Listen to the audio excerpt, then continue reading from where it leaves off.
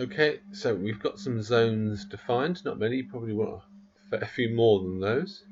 I would suggest something like a mile for a zone, mile square, something like that seems fine, or perhaps 2 miles. Depends on your preference, really.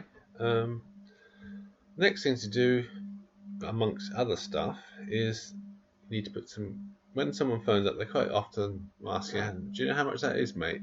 And I say, "Well, yeah, I do actually." And so you need to define some fares. If you come over to the admin tab, admin, and fares, click on your fares. This is pretty straightforward.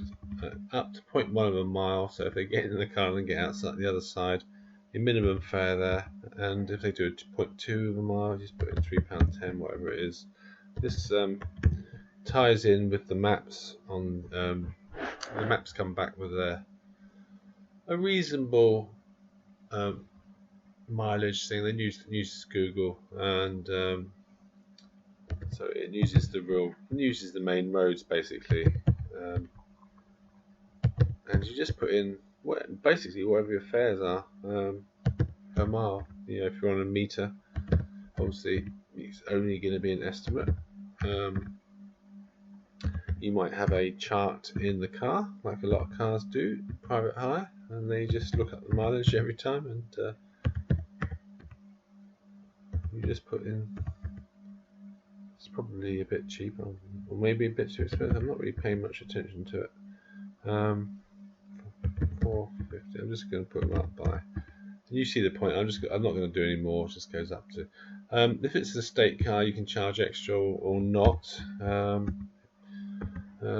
Charge £1 if you wanted to. If it's an MPV, we tend to charge a percentage of the original fare, so it might be 25% extra. If it's after midnight, it might be another 25% extra.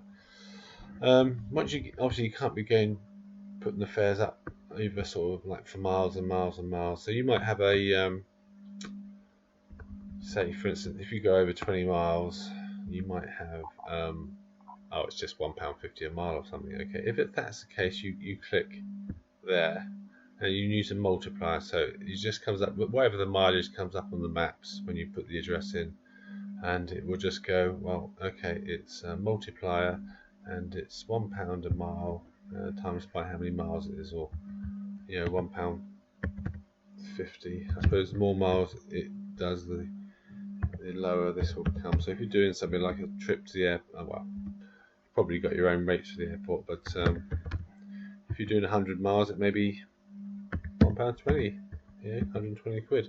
If you're doing 500 miles, which is probably unlikely, say £1, yeah, well, whatever, 500 quid would be a nice job. 1,000 miles if you're going across the sea. I don't think that would be appropriate, but and that's how you do your fares.